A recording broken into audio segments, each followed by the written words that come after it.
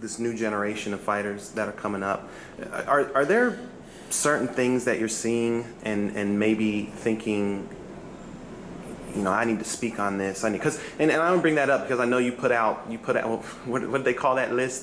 The 10 Commandments of living a fighter's lifestyle or something like that. You put that list out. You've put out other little nuggets. You put out a nugget the other day. I remember talking to you on the phone, and we were just chit-chatting about it. It wasn't an interview or anything, but you had mentioned the same thing when I saw you put it out there. I was like, look at Dre, look at Dre trying to put out little nuggets that he talked to me about. But the point being is that it's like you don't have to do that.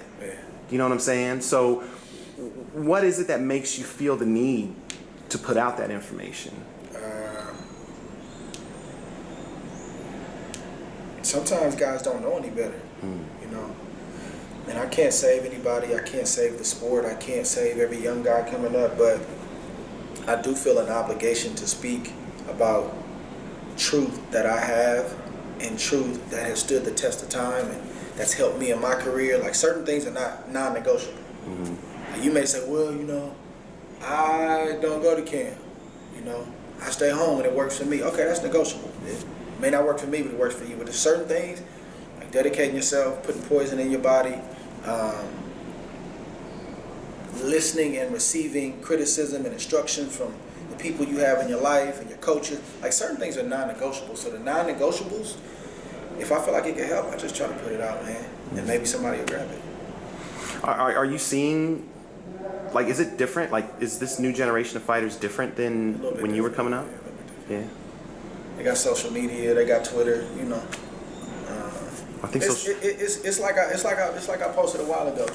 It's just funny to me how you see a lot of guys, just young guys, demanding that they're next, or you know, like, Floyd's gone, I'm next. Like, bro, you got a lot of work to do, sir. Lots and lots and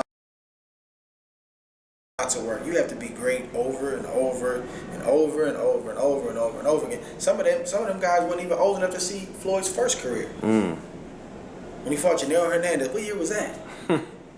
Right. 90 something. 96? No, he was 96 Olympic. No, so 97? Because he only... You're 97, I think. He was only a pro a year. Yeah. So 97? Some of these guys 17, 18 years old. Y'all weren't even around for that. You seen Money Mayweather. You didn't see Pretty Boy Floyd. So I just think sometimes the talent is still there. A lot of young talent. And they can go. They can go. But you just see certain mindsets sometimes. But they'll be all right, man. For the most part, they'll be all right. They'll figure it out. Yeah, I was about to say, I think just because of things like social media and stuff like that, it's gives just you made people... sense. Yeah. You may get some buzz on social because you said something like, yeah, champ, you next, I'm rocking with you. That don't mean that person gonna buy a pay-per-view, though. Right. Right. You know what I mean? Right. They may give you a shout-out because you got a knockout or a win. That doesn't mean they're gonna buy a pay-per-view or buy a ticket. That's different. When you ask someone to go into their pocket, that's a whole nother ballgame. Or it doesn't even mean that what they're rah-rahing you about, or, you know, rooting you on about, is the thing that they should be rah-rahing you about. Maybe they should tell you in that moment, hey man, fall back, bro. Chill out. So social media can give you a false sense, man. False sense.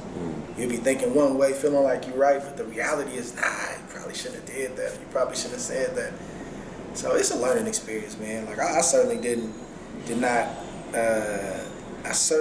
not always have my stuff together.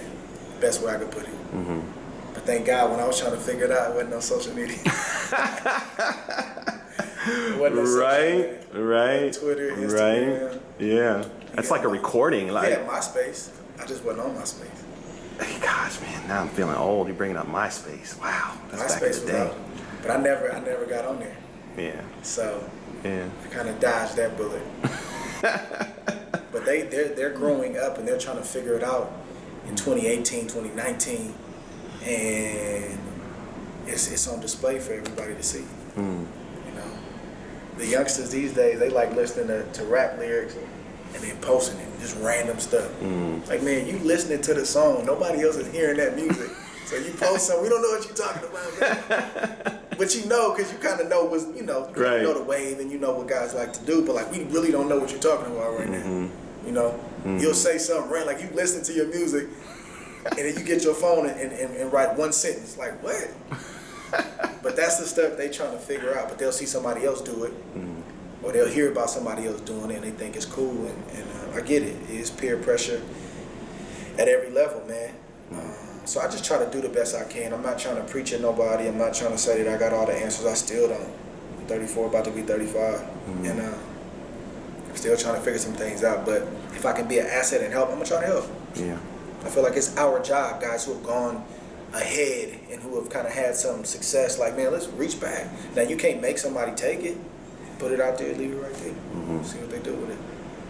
But you know, I think it goes both ways as far as social media is concerned, because it's not just the younger generation. It's even, you know, for people on my side, the media, when we're putting stuff out there. It's real. Right. Real. I mean, I got Tank coming at my neck over the stupidest thing. Like, I'm like, wow, I wasn't even taking a shot at you. That's not what I meant by that. Yeah.